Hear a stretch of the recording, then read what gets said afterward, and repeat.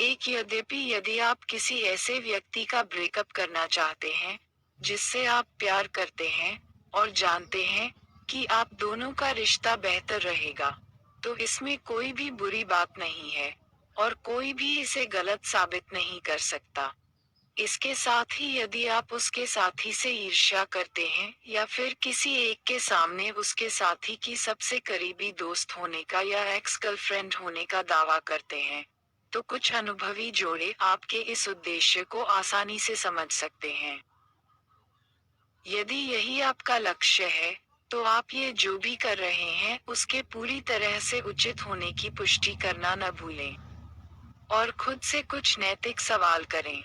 क्या आप अपने सम्मान का बलिदान करने जा रहे हैं? यदि यह ब्रेकअप रिश्ते में किसी भी प्रकार की समस्या के बिना, किसी बाहरी इंसान, आप के द्वारा कराया जा रहा है, तो इस जोड़ी के मन में ब्रेकअप के बाद भी कुछ भावनाएं बची रह सकती हैं, जो समय के साथ और भी मजबूत होकर, बाद में एक बड़ा रूप लेकर सबके सामने आ सकती हैं। आप जिस व्यक्ति को पाना चाहते हैं, उसके विश्वास पात्र बन जाएं।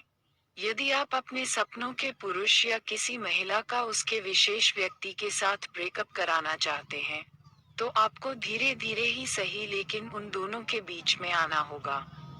ऐसा करने के लिए आपको उस व्यक्ति जिसे आप पसंद करते हैं, का विश्वास पाना होगा, और उसके सामने जितना अच्छा बन के रह सकें, रहना होना। समझदार बने, सहमति जताएं और सहानुभूति भी रखें और उसे दर्शाएं कि आप कितने अच्छे श्रोता हैं। शुरुआत में वह व्यक्ति अपने रिश्ते के बारे में आपसे खुलकर बात नहीं करेगा, लेकिन धीरे धीरे ये समय भी आ जाएगा। बस एक चेतावनी है। यहाँ पर अपने प्यारे व्यक्ति का विश्वास पात्र बनने में और उसका सिर्फ एक अच्छा मित्र बनकर रहने में बहुत अंतर है। तो जरा ध्यान दें कि कहीं आप उसके सामने बहुत ज्यादा मित्रतापूर्ण व्यवहार तो नहीं कर रहे हैं। नहीं तो वह आपके प्यार को कभी भी समझ ही नहीं पाएगा। और यदि उसके साथी ने इसे पहचान लिया फिर तो आप कभी भी सफल नहीं हो सकते।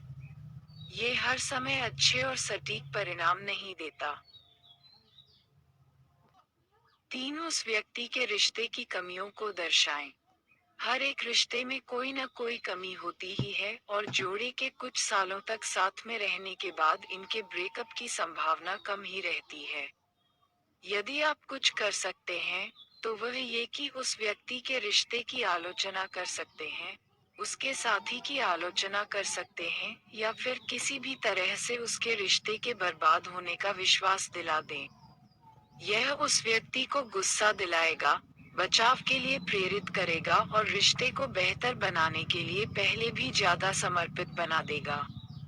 कोई भी इंसान असफलता को स्वीकार करना नहीं चाहता, विशेष तौर पर किसी रिश्ते में तो बिल्कुल भी नहीं।